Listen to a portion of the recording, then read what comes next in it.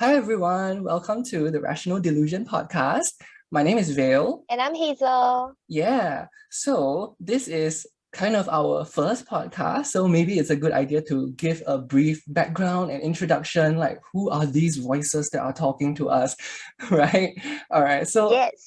yeah, I don't think people have any real reason to listen to us because neither of us are famous people. We're not known for any of our great works or anything like that. Mhm. But yeah, I'm not gonna go into a comprehensive breakdown of who we are as people. I feel like relevant information will just come at relevant times when we talk about something that just gets us going. It will just come naturally, lah. Yeah.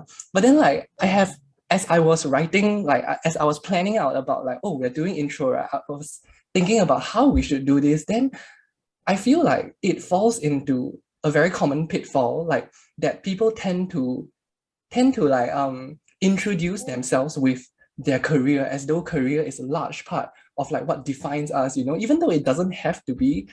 Imagine if you're at a social event like a wedding and you get introduced to someone new, it's often like, oh, so what do you do, and something like that. Yeah, so we can start with personally introducing ourselves first, then we can state a reason, like some reasons why we decided to embark on this exciting project. All right, shall I go Sounds first? fun. Okay, so as already mentioned, right, I feel like, yeah, people are multifaceted. Everyone is multifaceted. Like we have different parts of us that make us whole. If you really want something from me, I work in healthcare. I'm in radiation oncology. Yeah, so even though it feels like career is a large part of what defines us, it doesn't have to be lah. Yeah, I took on this career, hence this education pathway, because it was the greatest calling at the time. But as this podcast goes on, you would realize that both of us have many other interests that go beyond our careers and what we primarily do for work. Yeah, so it becomes very natural to introduce someone as with their career. Yeah, and then if they're a student, right, it becomes very natural to, oh, like what are you studying? And then your impression of them is just, oh, they're studying marketing. Then that's all that you know about them. Then I feel like it gives very like, so what happens if you're unemployed? Does that mean you have no identity as a person? Right? And then like imagine if you say something unconventional, like, yeah, I'm a marketing major, but I do this, I'm a stripper. Then like obviously it's gonna gain a lot of attention, and then it's gonna be like very unexpected. Huh, how did that be? Okay, yeah, but okay, so yeah, I'm in healthcare, I'm in radiation oncology, but as I previously mentioned, relevant information about us will come at relevant times when we talk about things that are passionate to us. All right, I think I ramble on a Yes. lot. Okay, Hazel, you go, please. It's okay. Okay, so we just want to add on to the point that how Veer mentioned that the career defines us. So just a brief background, we're both in our early to mid 20s. So it's Mm, where, most of our peers are very focused on our career. And hence, I guess, that's the reason why, when you introduce yourself, you'll be like, oh, I am from this industry. So just want to add on to that. And mm, following the context that was set. So Will is in healthcare and I'm in the finance banking industry. But as Will mentioned, our career defines us, but also don't define us. So being in a traditional and boring industry, I like to believe that I am not traditional and boring. Yes, good. and like what you mentioned, at a wedding, you don't introduce like, oh, hey, meet my friend, he's a doctor. You don't. You'll be like, oh, meet my friend, we met at what. So I think it's a very good way to introduce. So me and Via were actually secondary school friends, and we've been friends for more than a decade. Yes, I so we forgot. know each other very well. Can't remember the Yeah, exact number of years I've yeah, known you, but lost count. oh, we've seen each other grow, and Mm-hmm. it's honestly a very magical journey. And also this is also part of the motivation we wanted to start this podcast as well. Yeah, Yes.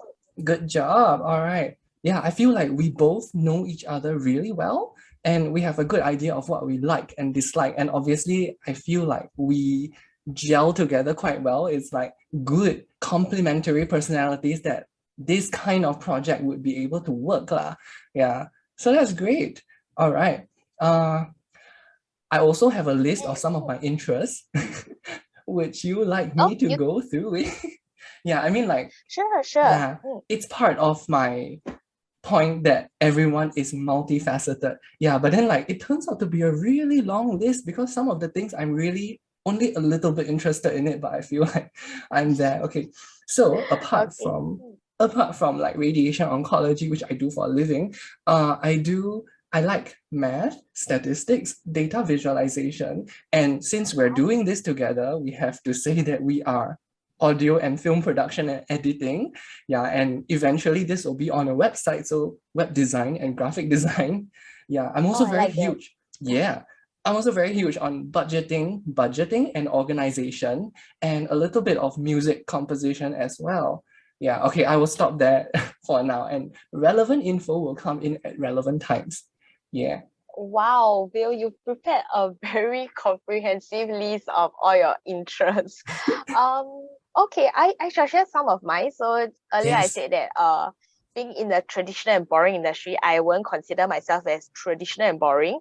I won't consider myself traditional as in the sense that my interests are not really related to finance at all. So I'm actually interested in music as well. So a little, tidbit, me and Bill were in guzheng. It's a Chinese instrument.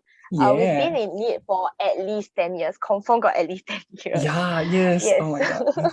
Yes, well, it's a very, very wonderful journey. And about the part where I don't consider myself boring, is in a sense that there's this phrase that sums myself up very perfectly. I have 1,000 ideas in my mind. I only start on 500 of them and I only finish five. And these 1,000 ideas can be totally not related.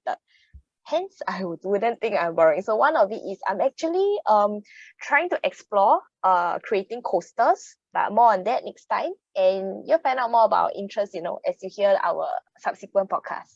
Yes. Wow, this is really setting a very great tone for the yeah. Hey, You should, you keep yes. mentioning that you don't think you're boring. For the record, I don't think you're boring as well, but you keep mentioning it like as Oh, I though see. it's a No. mantra that you're trying to get rid of it. As in, I feel people often have the stereotype when you tell people, I work in finance or banking, and they'll be like, oh, that's such a traditional and strict and rigid industry. So they associate the traits of the industry to people working in the industry. And I think it's Yes. not very nice. Yeah, you see, this is what I was trying to get at earlier. Like, it's as though your career defines your entire life, which it so doesn't. Like, your career is just a way to fund your other interests and like keeping you alive and keeping your family alive. So I don't think you should place that much weight onto it. But I feel like, yeah, we as a society, we tend to fall into this pitfall that, yeah, like career, oh, he's a doctor, he must not have a lot of time and he must like be very meticulous, he must make a lot of money. Like all these kind of stereotypes exist because they're convenient, but they don't necessarily work all the time in terms of like categorizing people. Yeah. All right. We talk about this a lot. We're only on our first point. But yeah, I agree that work. I'm trying to learn now that we are all working to live and not living to work, which brings me to the point that we are all working to create a good life and not Yes. define our good life based on our work, because that would be very sad. Before I forget, coasters, okay, I want to see pictures. And if it's nice and if you're okay with it, I'll put it on the website because you referenced it as well. Yeah. Oh, that'd be cool. That'd be cool. It'll be a good platform for me to showcase my, first draft and hold me Yeah. accountable to produce something as well. So that's great. Okay, Right. we'll keep that in mind. Yeah, I feel like it's one of the pipeline, like the project pipeline, right? Yeah, you mentioned earlier that like you have 1,000 ideas, you act on 500 and then you end up making five. That's actually very realistic because like in many ways, right, in many aspects, right, that's how it does work. Yeah, because like you don't expect all of your ideas to go into fruition and it's too optimistic to expect everything to go and pan out in the ways you want to. And telling other people, sharing with other people your project ideas, it's a double-edged sword because on one hand, it gives you the pressure to keep going. But then sometimes, right, when you share a certain project with other people, right, then suddenly you get an influx, like sudden invasion of a lot of their ideas and opinions, like how you should be doing this. And then there is this very toxic opinion, which is you should make a living off of this. But this is just a hobby. It's not supposed to make you money necessarily. Yeah. It's just a pet peeve that I have because it's common enough that people would say this kind of things like, wow, you're really good at making coasters. You should make a living. So I don't know. Yeah, I agree that yeah, I do get annoyed by that. And I feel sometimes, when people say like you should make it out of a living, they're saying it as a compliment. But then in recent years, Yeah, it seems to be taken literally. right. Yeah. I have a friend who draws casually. She's an artist, sort of. And then she keeps getting like, I don't know, like some these casual comments and remarks from her friends Mm. when she shares her drawings, like, oh, that's really nice. You should draw me. But then, like, What? how does that What? work? Yeah, it's a very offhanded remark. It's a very, I don't know how seriously you're gonna take this. Am I gonna draw you? Am I gonna charge you? It's so, why would you say that to someone who is drawing for like casually? Oh, I don't, okay. Yeah, okay, back to you. Exactly. I wouldn't know how to react if someone were to actually say that to me. Oh gosh. Okay. Oh, Right. I Yeah. just wanted to share that one very insightful thing that I learned from Vil recently when I share some of my side projects with him. So as he mentioned, yes, it's a double-edged sword because people will start to influx their ideas into your side project, which is not necessarily bad. And also sometimes you get comments such as, why are you doing this? Yeah, it's not even related to finance. How does it value add to your career? And Vil Toxic. actually shared, yes, exactly. Vil actually shed some light when I actually shared with him about the comments that I received. He actually made me learn that I'm doing this for fun is a valid reason. Not Yes. everything have to value add to your career. Yes, we are in a phase where we are all hustling and trying to build our career, but you have a life outside your work. So yeah, don't make your whole life revolve around work. Even if your side project becomes related to your work, your whole life is literally revolving around your work. Not saying it's bad. If you love your work, it's great. But I'm learning that yeah, you should doing things out of pure enjoyment because I like it is a valid reason. Very well Yeah, so said. thanks Vale for shedding light and teaching me that. It was a very very insightful thing. I'm glad you're coming around. Like, it's a process. Like, it's not something that can be easily accepted like immediately. Yeah, but we got it lah. Mm. Yes. All right. And I mean, some people they build their whole life around their career. There's really nothing wrong. Yeah, because it really depends on what you define good, what you define a good life is. So Mm-hmm. that brings me to the point, Will. How do you or what do you define is a good life to you? I feel like I tend to answer this question very inconsistently. It's like what is off the top of my head, like right now, then I would blurt it out. So I don't actually have a structured answer for this. But okay, Mm. very loosely speaking, this is my framework for a successful life. Okay, it doesn't make it better because successful and good are Oh, very subjective adjectives. okay, Okay, okay. but hear me Mm-hmm. out. Okay, this is my rough framework. Okay, I feel like the if success is a metric, right? If good is a metric, right? Like that can be expressed as percentage. Like how successful is your life? My life is 60% successful, for example. If it's a metric, Mm. it should be proportional to the amount of time that you can call your own. Like it's completely free for me to determine how I want to spend that time. Yeah, so the proportion of time that you can genuinely say that, oh, that is my free time. Yeah, so we have office jobs, so that takes up like 1/3 of our day mostly. So in a way, that's like my life is 60% ish successful. Yeah, if that makes sense. So like some people that are really like fire financial independence and all that, and they may Mm-hmm. not see their career as their career and they may see it as just living their life. So maybe those people are 100% successful. I don't know. I feel like as we go on in life, like we have more and more freedom to determine like what parts of our life are free time and just for us to use. our proportion of time that we can call our own should increase, and hence success and good life should increase. How good is your life? It should increase as well lah.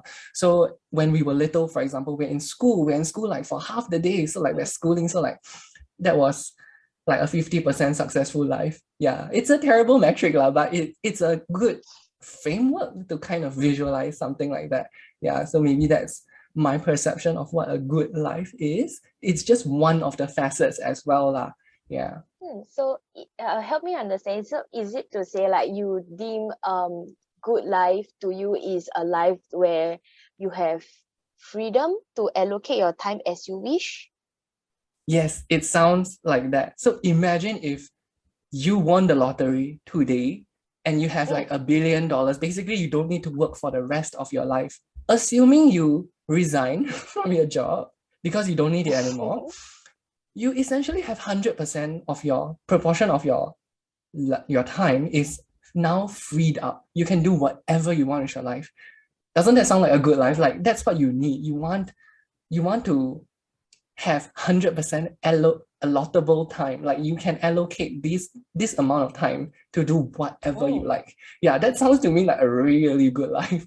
Like you don't have to worry about anything. You have infinite resources. I don't know. Okay, but that may bring about new problems lah. But yeah, this is the current framework that I view. Yeah, I view a good life as. I see. Okay, I suddenly thought of another perspective. Like, you know, what if someone, they have a lot of free time and then they don't know what to do with it. Oh, I and think, end up, yeah. you know, you've heard of stories of people in the States, they win the lottery, overnight fame, not sure what to do with it, then they spend all their money away. Yeah. Right. It's totally possible, right? Yeah.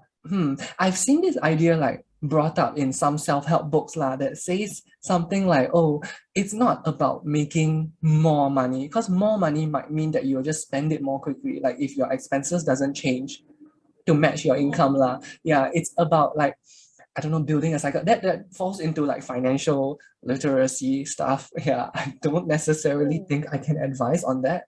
But yeah, in a way, I get you. We need direction in our life. So obviously, free time, allotable time is not the only way to measure a successful or a good life. Yeah, you need more perspectives, you need more direction and motivation of what you want to do. I see. Okay. Oh, makes sense. Very interesting. I can share like what I define as a good life at this point in time, because I feel we're all changing. If I were to ask you next month, you'll probably give a different analogy. Yeah. So right at the top of my head, what I deem a good life is that like you fix a time span, let's say 1 week. So when you step back and look at that 1 week, I would deem that I had a good life if a majority of percentage of that 1 week I feel happy. Yes. And for the remaining part where I am not happy, meaning the shit that we have to go through in life, I am happy to go through that shit. Yeah, am I making sense? So basically like to quantify it, so let's say a week have like 7 days. So if 50% of the time I actually feel happy, and for the remaining 50%, for the shit that I go through, I actually don't mind going through, whatever struggles and everything, then I would deem that, yeah, even though there are shit in life, I still would see it as, I had a good life. Yeah. So of course, life can't be all good. You can't be happy all the time. I think that's a very unrealistic expectation of life. Yeah. So does this tie into, I know you have written an article about this, like whether... yes. So linking both our, sorry, you wanted to say something? Yeah, no, I was just going to elaborate more on your article. Then I decided you're probably the best person to do this since you wrote it. So yeah, I'm going to shut up now. No, as in, I just wanted to tie in both our definition of a good life to also like, share a summary of what I wrote about. So as Via has shared, his definition of what a good life is tending towards the, I hope I'm pronouncing it correctly, eudaimonic okay, the key to pronouncing is just, okay, especially such a public setting like a podcast, right? Just go with it. Don't look back. and then you pretend that that is what you intended to say. Okay, Okay, but the confidence way, is key. yeah, okay, but just to be clear, the way this word, I would pronounce this word as eudaimonic. Yeah, but I'm not sure how correct that Eudaimonic. is. I'm just gonna run with it. Yeah, you go ahead. Yeah. Okay, so eudaimonic it is. So bringing up my previous point, tying both our definition of good life. So Vale's definition is tending towards the eudaimonic one, which is a life that is filled with like purposeful experience. He mentioned about, you know, having a purpose and having, you know, driven for your goals. And what I have just defined, I believe is tending a bit towards hedonistic point of view, where I'm after pleasurable experiences. Yes, so Mm-hmm. correct me if I'm wrong. Yeah. So No, that's correct. so Yeah.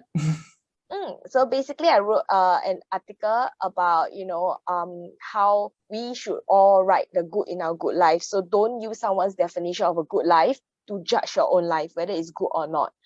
So Yes. previously, Mm-hmm. in all the research articles, there's only been two perspectives. So one is the eudaimonic and one is hedonistic. And recently, I chanced upon the article that actually introduced a third perspective, which is a psychologically rich life. Mm. Yes. So just to summarize and elaborate a bit, so for psychologically rich life, it's quite similar to what I've mentioned earlier regarding my definition of a good life, meaning that your life, a psychologically rich life doesn't mean that you do not go through struggles, but rather you go through challenges or experiences that are psychologically enriching, be it good or bad. So this is Mm. the third perspective of what, you know, of what it means to have a good life. Mm-hmm, Yes. mm-hmm. So what's your view of my article? Okay, so I've only read it, I think, once or twice, and Mm, not very recently, so I don't know how accurate my review of it will be, lah, but overall, I mm, really enjoyed it. And about the psychologically enriching part, it's all about like having changes in perspective, having exposure to experiences that gives you changes in perspectives. And I always like that. I always like things that can pick your brain and make you look at something from a different light, and then it will just enrich mm. you psychologically lah. Yeah, so it's like the concept that like some people feel that pain makes the pleasure stronger, something like that. Yeah. Ah, yes, yes. I see. Oh, Mm-hmm, mm-hmm. thanks for the very positive feedback. You're too kind. We will, of Yeah, course, link your article in the show notes of this episode. So, yeah, everyone can go and have a read. yes, do take a read. So, but I do agree that to define something as psychologically enriching, it also depends on how you frame the life experience as well. Yeah. Yes.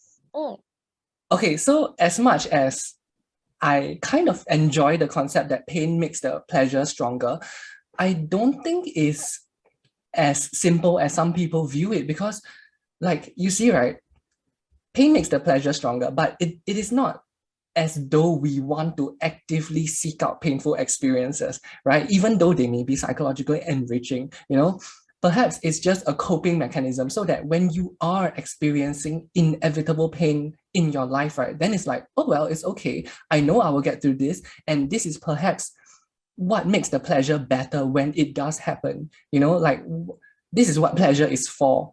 Yeah, not, it's definitely not like, life has been so good for a while, let's go and find some pain, right?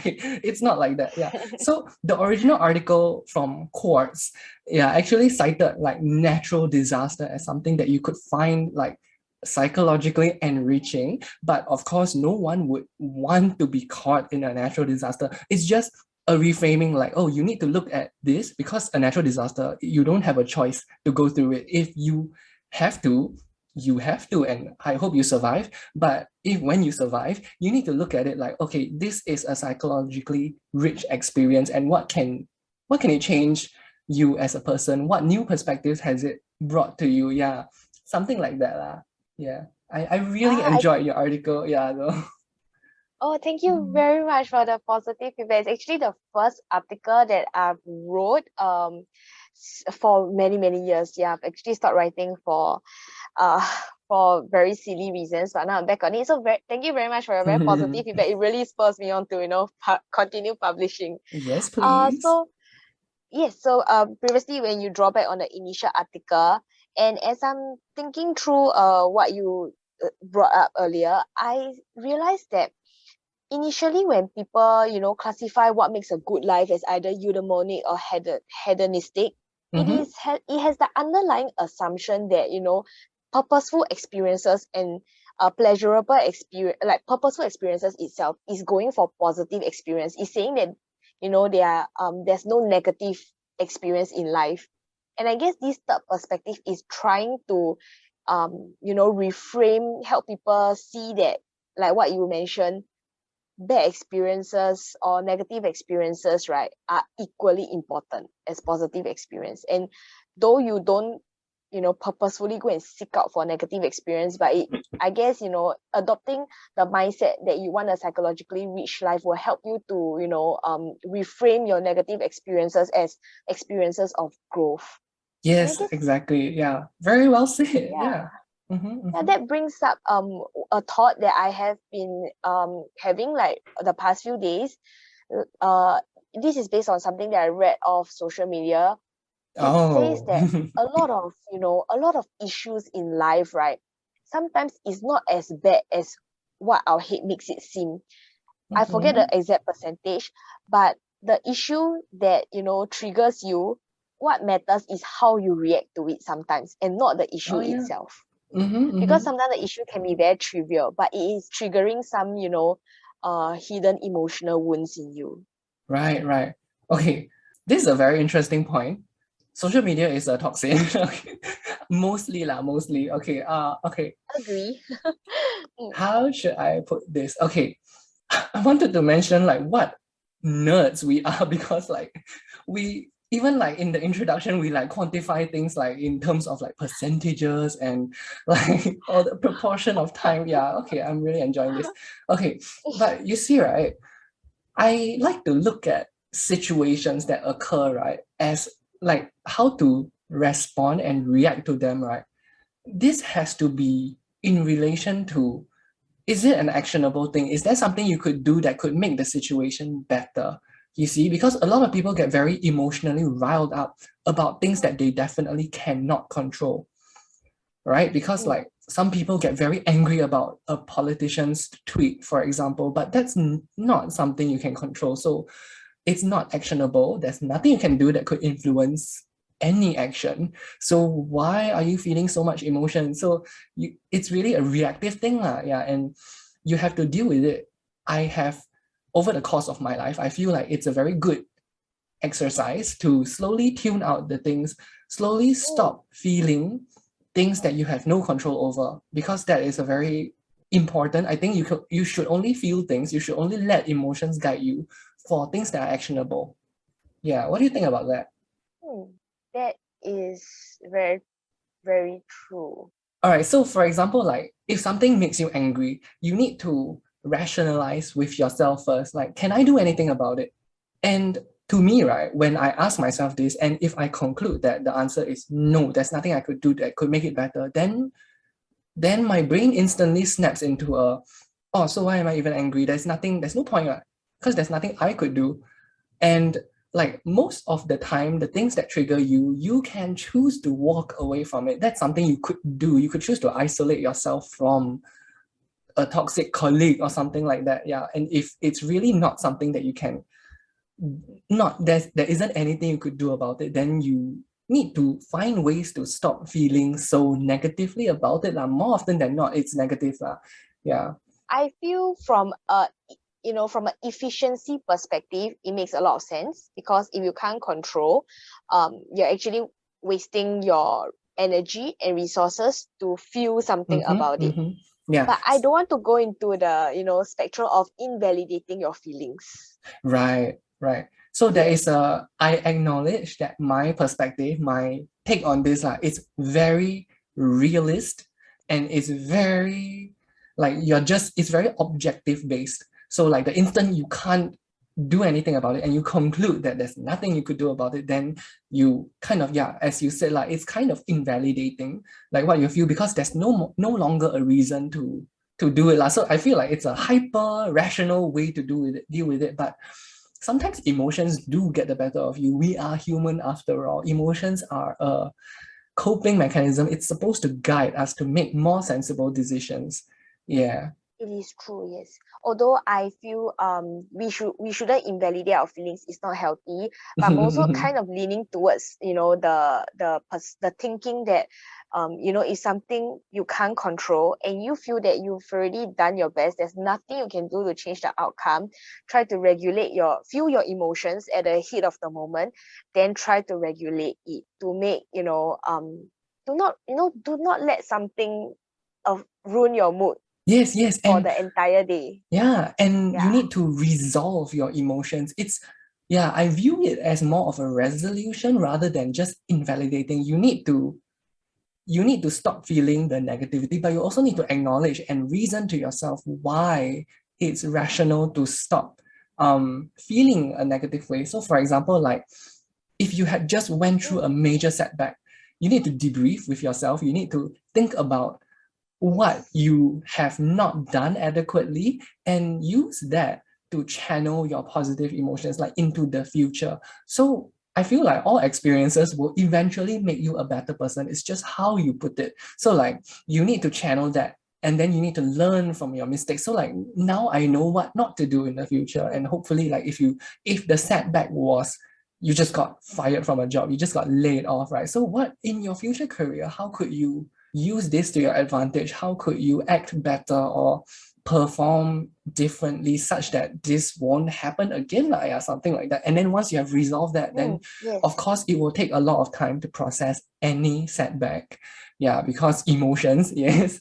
So, but Yes. resolution is something that needs to happen, and all the underlying reasons. Yeah.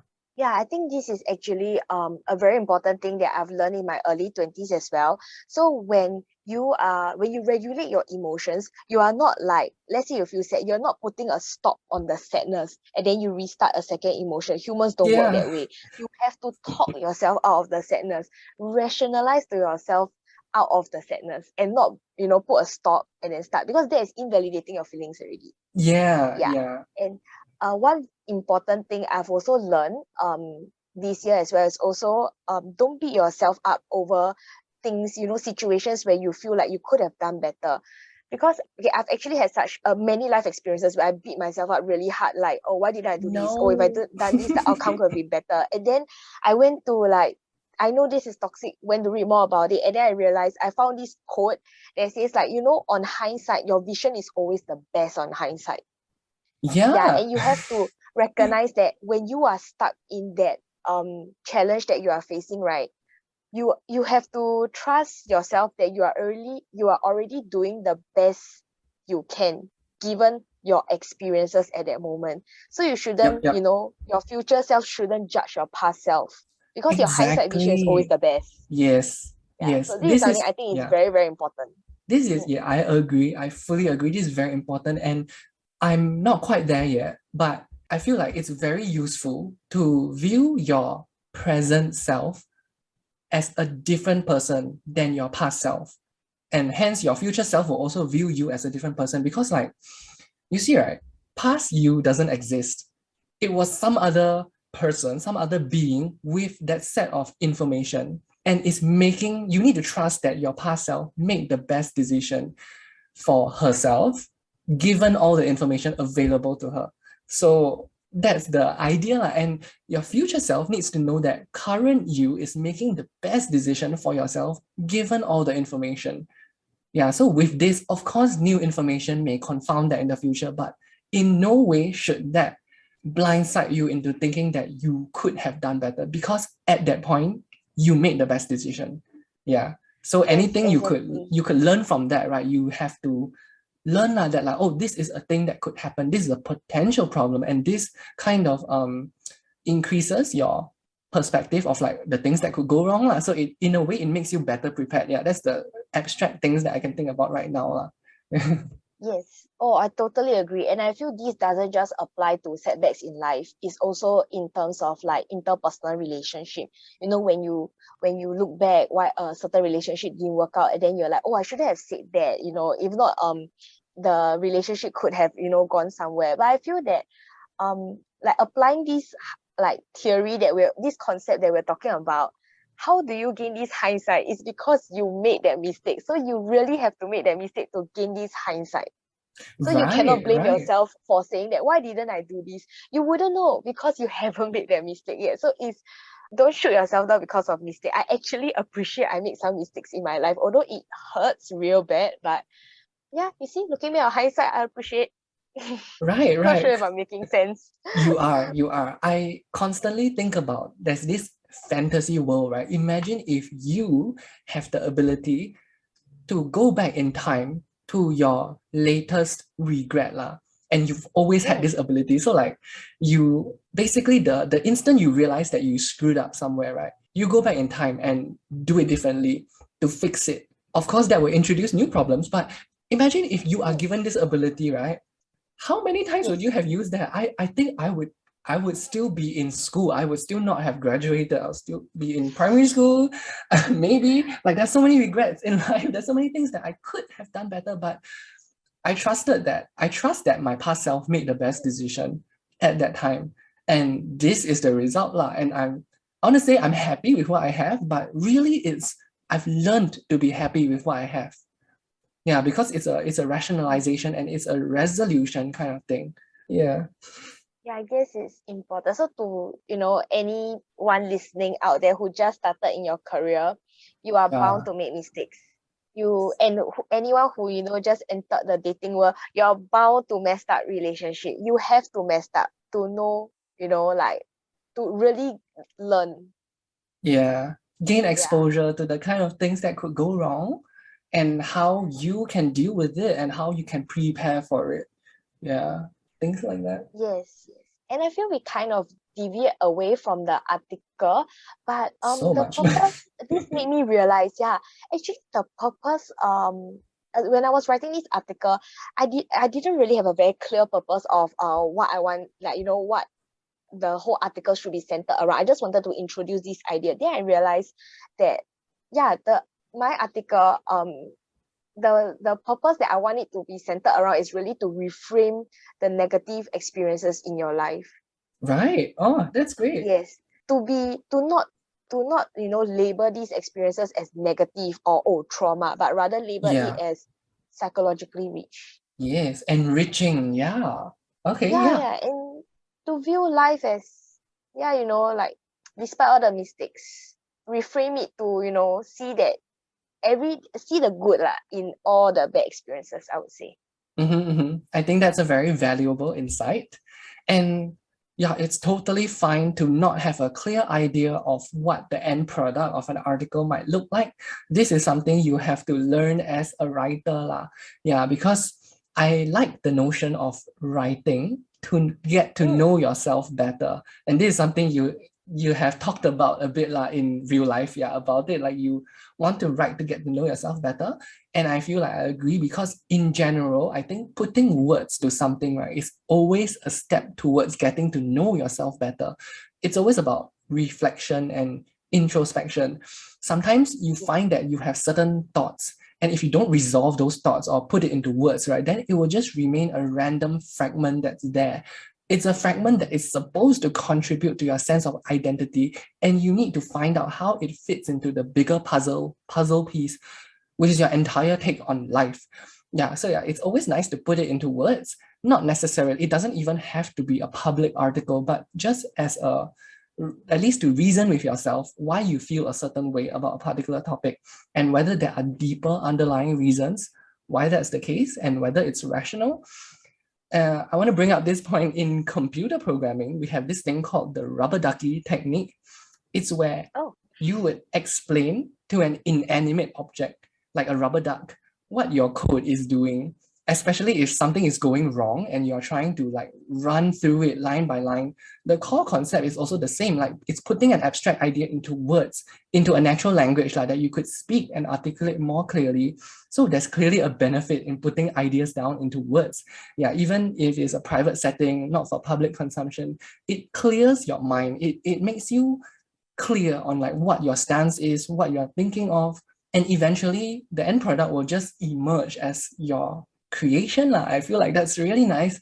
I'm very excited that you're writing again. Yeah, it's Thank you, nice. thank you so much. But I can attest to what Will just mentioned. Writing, right, really does clear your mind. It really, for me, it kind of calms me down a bit, especially if I'm journaling, writing personal stuff. Hmm. And when you write about factual stuff, it really gives you a glimpse into, why are you writing this? Why are you interested in this? It gives you more thought, like out of so many things you can write about, why did I write about good life? Yeah, so Mm. it's a very good food for thought for you to think about, the first topic that you actually chose to write on. Yes. And at first I can share my inspiration or motivation for starting to write. So just All right. a bit of background. I actually love writing, but I didn't have the confidence and courage to publish my writing because I always think that I suck or my writings are I really bad. know. Who would ever want to read this? This is a Then self-esteem issue. yes, I know. And then yeah, after we had the talk where you tell me, not everything have to value add to career, I was like, yeah, why not? Let me just do it. And also another thought that really motivates me to, take the step to just write and publish it, whether there's readers or not, is that I like to watch my own growth. Okay, it's a bit egoistic. I like to watch my own No, growth. it's So not. What's wrong? so Why do like you think that? Wait. Why do you think that's egoistic? You should always track your own progress, as in like through life. You should always have multiple like review checkpoints. Like, how have you grown since a year ago, and how have you grown since 5 years ago? And then you can yeah, use yeah. these to set targets for your future. What do you see yourself doing in 5 years? Obviously, the 5 year target doesn't have to be super specific, but it can Yes. be, yeah, it can be as abstract as like, oh, I want to learn another language, something like that. Like there's nothing wrong with tracking your own progress through life. It's not egoistic. I thought it's a bit okay. Just when I used the word egoistic, I was thinking in a way like I was trying to feed my own trying to assure myself that yes, I've improved over the past year. Okay, but okay, now that you mention, I guess it's not as egoistic now then. Yeah, doesn't isn't this what everyone is supposed to do? I mean, like in some form, maybe some people just casually look back, whereas some people Mm. like me have a checklist. But yeah, Oh, so that's yeah, I mean, like organized. Yeah. obviously you want to keep track of like how you are doing and are you adulting adequately in a way. Yeah, so it's nice to look Yes, back. yes. It's Yeah, to keep it's yourself in check, right? doesn't mean you are narcissistic or egoistic. Some people might say Oh, things like, yeah, okay. the world doesn't revolve around you, but guess what? Your world revolves around yourself. So it's entirely okay to keep track of yourself. Oh, In I a like way, that it's saying. responsible. Yeah, in a way, it's being responsible, isn't it? Like you want to make sure that you are constantly improving as a person. Yeah. Ah, All right, I'm that's sorry, I true. derailed you Oh, completely. yes, but Yeah. no, no. I really like that quote. Like your world revolves around you. Yeah, who else, right? Anyway, so bringing back to oh right, my inspiration or Mm. motivation to write is also because I like to track my growth to know that I'm constantly improving, making myself a better person with every year.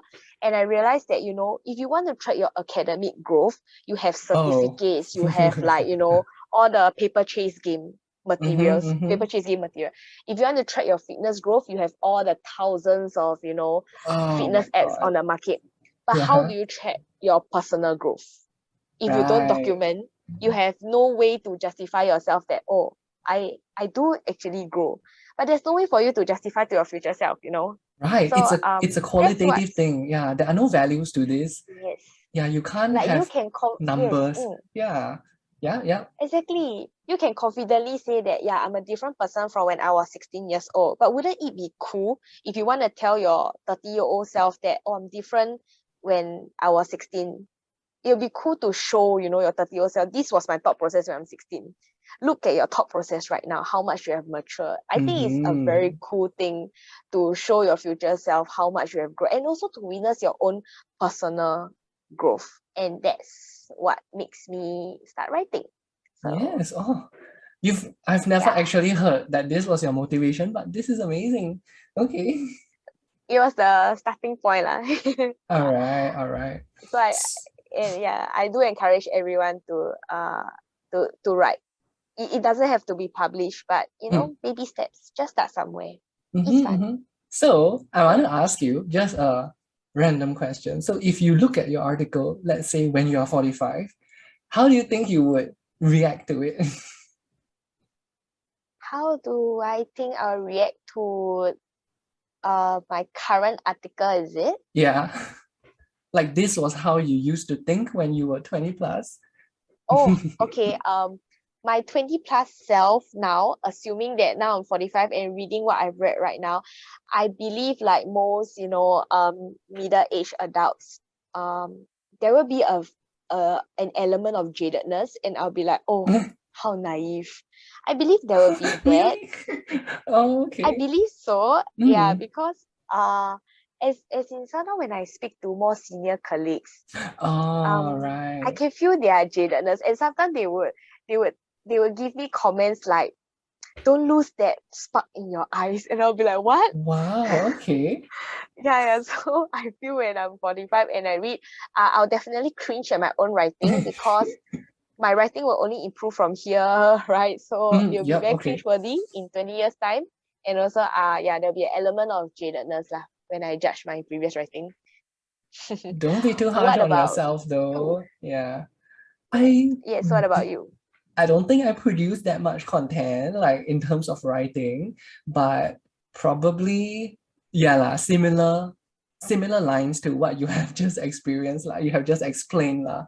Yeah, probably look at it with some, okay, I would like to, okay, most of it will be like dread and cringe, but then in a way I will feel proud of like, at least I managed to do something, at least I managed to put something down, It's kind of like a legacy. Okay, this is becoming narcissistic, but then it was my legacy.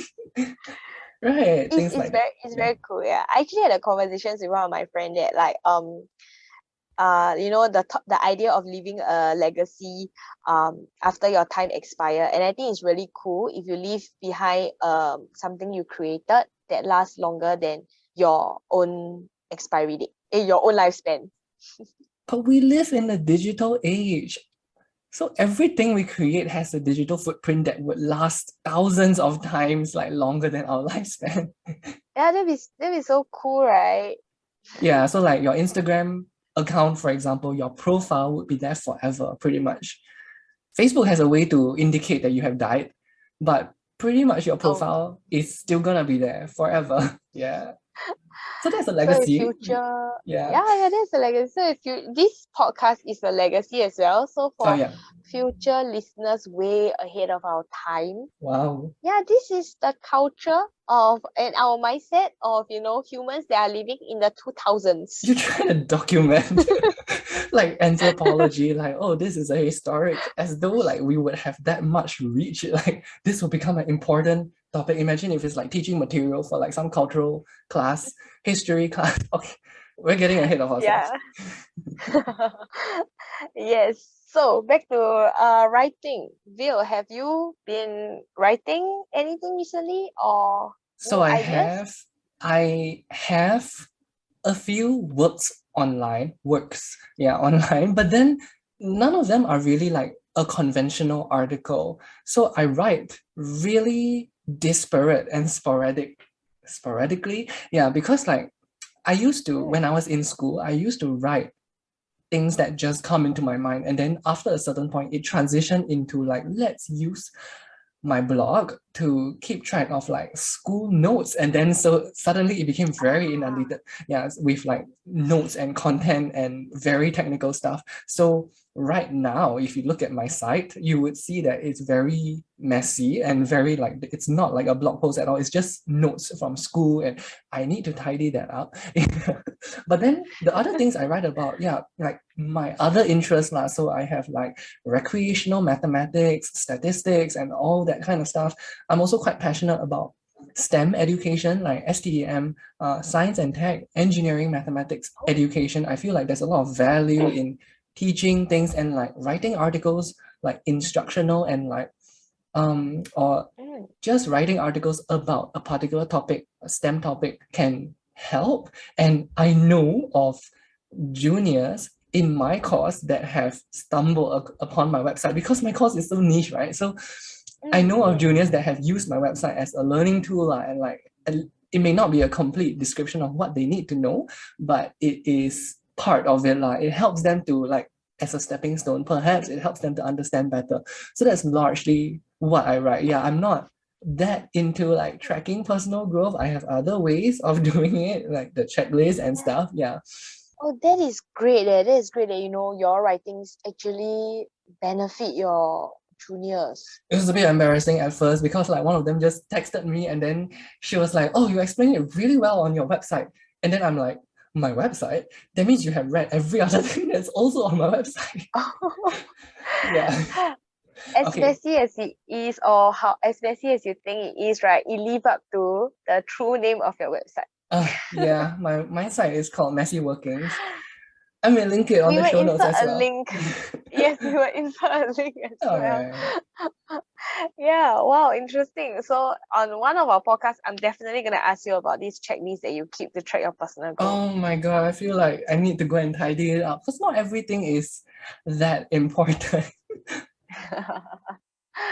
I feel I'm recently quite huge on like this whole personal growth thing. Wow, Having all done the right, all right. paper chase for, I remember I counted it. I did the paper chase for like at least like 15 years, is it?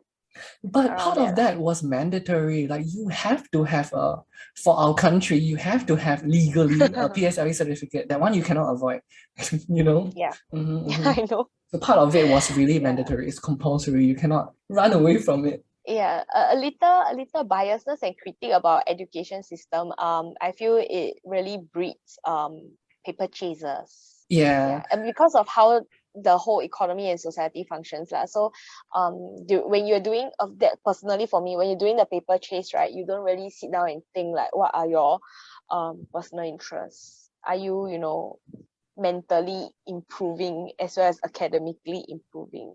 Okay, I may not be making sense right now lah. You do. But I think the Oh. idea, I think the idea that you don't need to care that much about other interests is because at those ages you might not have any like pursuable interests, right? And then it kind of becomes like a elitist thing because those who are more well off come from better families that are able to afford extracurricular activity. Okay, this is getting into a very deep rabbit hole about not Yeah. just our country's education system, but the entire education system globally. So I don't know how much we can talk about this, and I don't know how Wow. qualified we are to talk about this. Yeah, true, true. But to talk about education system, we can go all day. Yeah. Neither of us are educators. I dabble in education, but I do not see myself as part of the national framework of education, which is like NIE, like the NIE framework. I do private tutoring. I won't ever like join that framework, I think. Yeah, I never picture myself to join the formal education framework as well. All right. I think we have talked about an hour now. I don't think the full hour will make it into the final cut. Okay, but before we end off, I just want to highlight that we are doing this podcast for fun, and we're probably gonna get certain things wrong on the podcast, be it like factually incorrect information or just expressing opinions that are possibly contentious and very controversial. Naturally, we will find ways to deal with this ourselves now, and we will acknowledge and supplement with corrections where necessary and possible, depending on the length of the podcast now, because it may not be practical to constantly revise and follow up.